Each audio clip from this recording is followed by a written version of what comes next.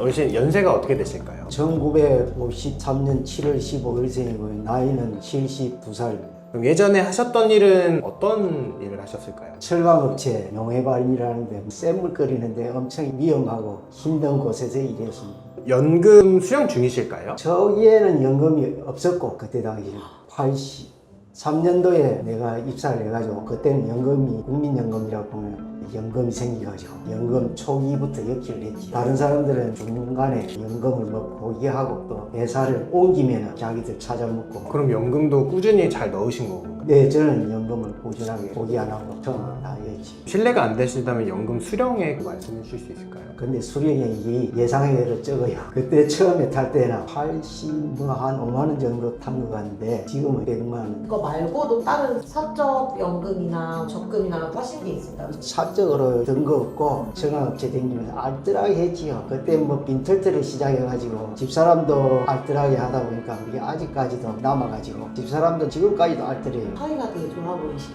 네, 엄청 우리 집사람하고 사이가 좋고 동일하게 같이 이렇게 맞추다 보니까 지금도 같이 살고 있지.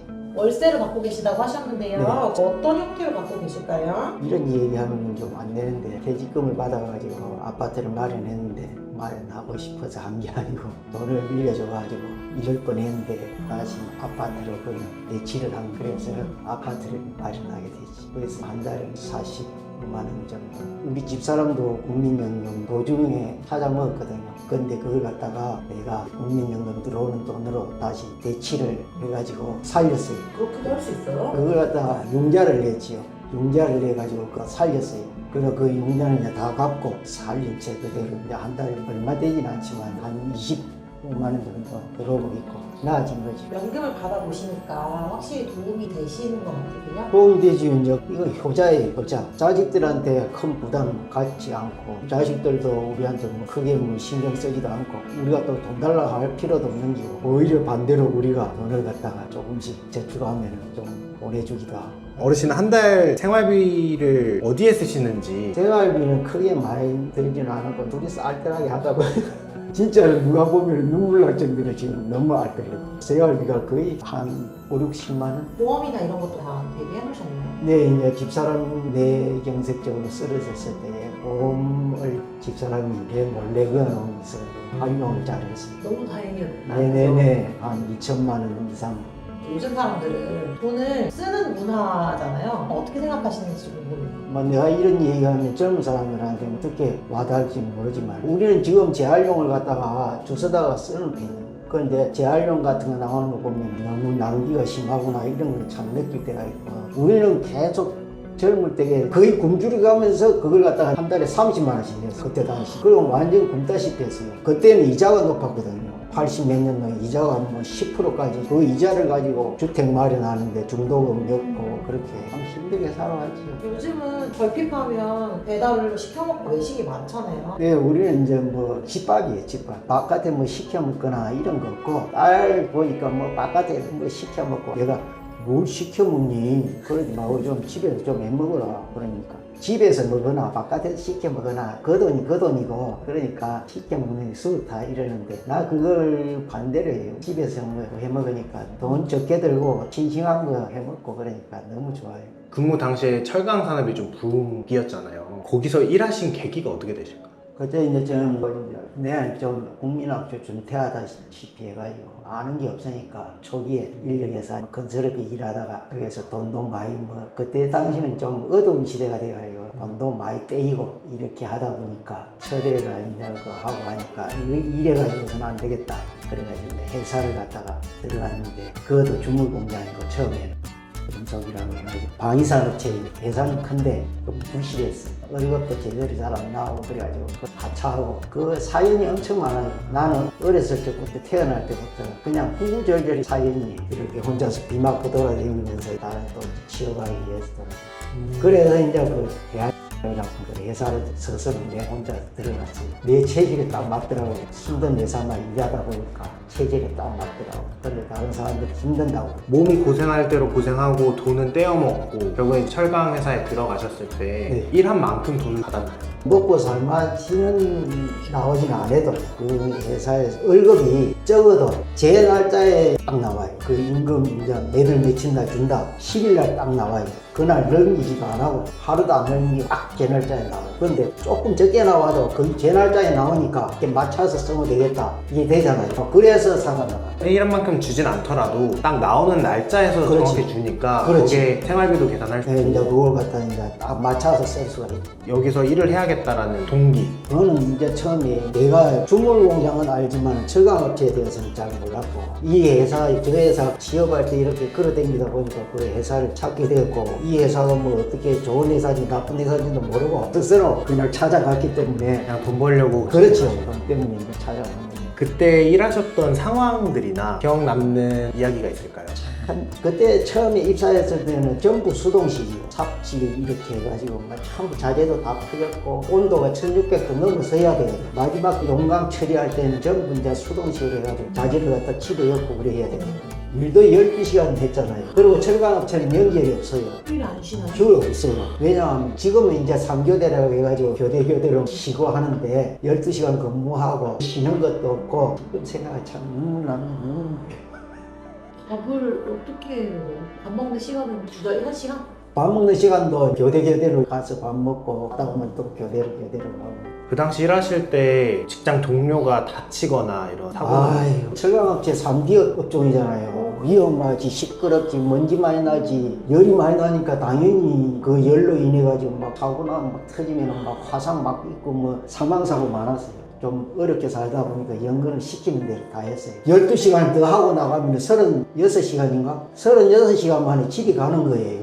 그 더운 데서. 그때는 작업복도 없고 그냥 군복 파는 데가 있거든. 중고 그 안전화도 없고 요즘은 안전화 작업복 이런 게 잘 나오잖아요. 회사 가면은 안전모 이런 거. 그때는 안전화 이거 다 개인이 다 샀어요. 월급도 뭐 쥐꼬리만 하는데 그거 다 개인이 사 쓰고 이 장갑까지도 개인이 다 쓰고 있어요. 노동자 인권이나 이런 게 진짜 많이 없었네요. 그렇죠. 없었지요. 내가 입사해가지고 한 10년 뒤엔가 노조가 생겼어요. 노조 생기기 전에는 참 회사에 거의 희생하다시피 하고 같은 철강업체에 비해서 우리 회사가 너무 임금이라든 비약했어요. 그래서 노조에서 항소를 하고 나서 다른 철강업체에 비슷하게 맞추자 이래가지고 낮은 임금이 갑자기 9% 10%씩 올라갔어요. 그래서 그때 이제 그걸 발판을 해가지고 그 어려운데도 30만 원씩 근로자 우대 저축이라고 해가지고 이자가 10% 넘어갔으니까 지금 뭐 0. 몇 프로도 안 되잖아요. 이자 가지고 먹고 사는 거예요. 다른 사람들은 그 생각을 못 하는 거예요. 노조 창설하고 너무 힘든다 이래가지고 3교대로 들어갔는데 교대가 3교대잖아요. 그럼 시간이 나잖아요. 2교대 하다가 3교대로 들어갔었으니까 그럼 우리 딱 8시간 근무하고 나오는 거예요. 그럼 8시간 근무하면은 그 남는 시간이 있잖아요. 그 남는 시간에 하청업체가 또 있어요. 그 하청업체 내가 거기 또 플러스로 일했어요. 그러니까 쉬는 날이 없었어요. 왜냐하면 30만 원 저축이 들어갔잖아요. 생활비로 보충을 그걸로 하는 거예요. 직업병 같은 게 걸리신 게 있으실까요? 고철 녹이는 아크 소리가 어마어마해요. 전방에서 탱크 포 쏘는 소리 있잖아요. 포는 가끔 한 번씩 쏘잖아요. 훈련할 때만. 그 소리가 하루 종일 나는 거예요. 그 소리가 하루 종일 그냥 끊이지 않고 나는 거예요. 탱크 부대에 있다 온 사람들도 가가지고 기가 먹어 온 사람들도 있는데 그걸 하루 종일 듣고 있는데 기가 온전하겠어요. 음악을 해도 다들 나는 한쪽 귀가 좀 안 좋아요. 영 안 들리고 그런 거 아니에요. 내가 물어보니까 청각이 많이 발달했다고 다른 사람보다 그러더라고. 근데 다른 사람 정년퇴직하고 만났는데 영 못 알아들어. 좀 내가 큰 소리를 들어야 돼. 그 사람이 그러는데 그때 직장 생활할 때는 산재 처리하기 힘들잖아요. 왜냐면 입장이 많지 않아. 우리가 약자잖아요. 청구하면 잘못하면 혹시 잘리지는 않을까. 내가 여기 발을 노라에 끼가지고 완전 뼈가 그 덩어리 쪽이 으스러져요. 무게가 20톤이 넘었거든. 노라 으스러져가지고 살이 다 튀어나가고 뼈도 뭐 어찌 겨우 이 맞출 정도로 그래. 12개를 쇠를 박아가지고 발가락마다 다 박아가지고 엄청 기도했고 고통 때문에 통증 때문에 1년을 갔다가 입원해요. 한 번에 또 불 끌어 올라갔다가 3층 높이에서 떨어져가지고 살아난 게 다행이죠. 이렇게 또 건강해가 이 자리에 또 이렇게 얘기하고 있잖아요. 1년간 또 입원해가지고 내전탕으로 내 대신에 일하다가 죽음을 맞이한 사람, 그런 내가 죄책감이 지금도 그 후유증이 남아가지고. 걔가 내 대신에 연근하다가 사망을 했거든. 지금 그 생각하면 눈물 나요.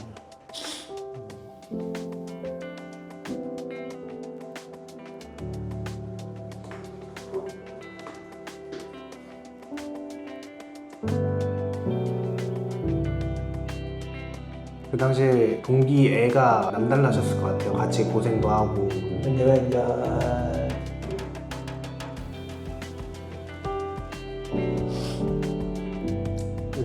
생산직에는 이제 조장이라고 있거든요.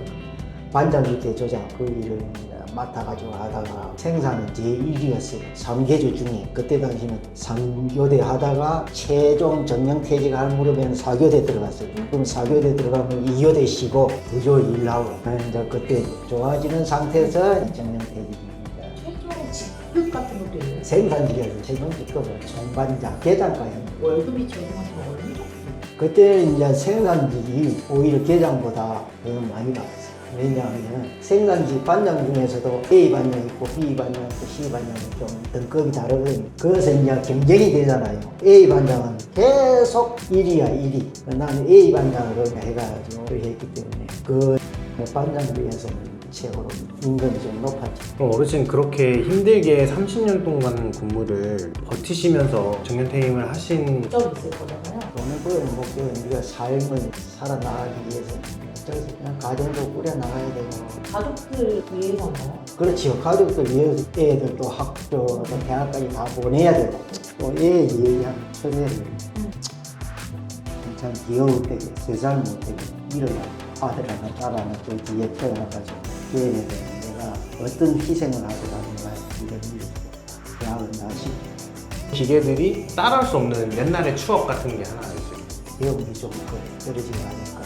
회사 다니면서 조금 배움이 있어요. 회사가 좋아가지고 대학을 나왔는데 그래서 이제 프로그램을 어떤지 배워야 된다 하면서 프로그램을 만들어가지고 3교대 생기고 나서 여학자는 시간 1시간 연장해가지고 프로그램 그런 거 많이 이제 교육을 시켰어요. 그래서 그것을 좀 배움이 있었어요. 컴퓨터라든가 이런 거. 잠도 못 자고 그렇게 새로운 거 배울 때가 제일 행복하셨군요. 네, 좀 배웠지.